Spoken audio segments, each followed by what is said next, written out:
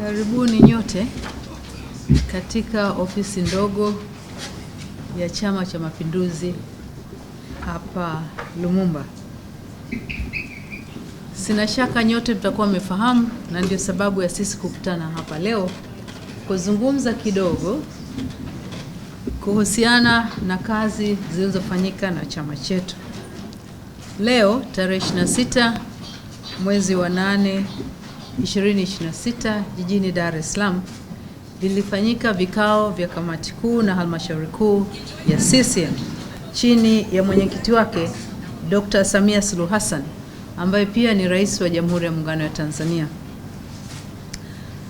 Kamati kuu na halmashauri kuu zilikuwa na ajenda za jumla ambazo zilijadiliwa, na kati ya ajenda zilizojadiliwa leo kulikuwa na swala la nidhamu na maadili ambalo lilikuwa linamkabili mwanachama mwandamizi wa chama chetu, mjumbe wa kamati kuu na halmashauri kuu, ndugu Balozi Dr. Emmanuel Nchimbi.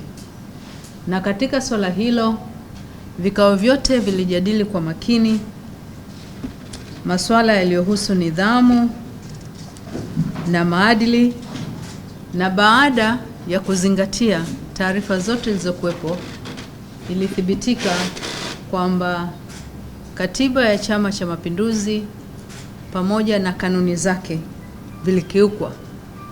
Kufuatia hayo, kwa kauli moja, halmashauri kuu ya Chama cha Mapinduzi ilipitisha uamuzi kwamba kutokana na mienendo iliyokiuka kanuni zetu zinazohusu nidhamu na maadili, ndugu Nchimbi afukuzwe uwanachama kwa mujibu wa kanuni zetu.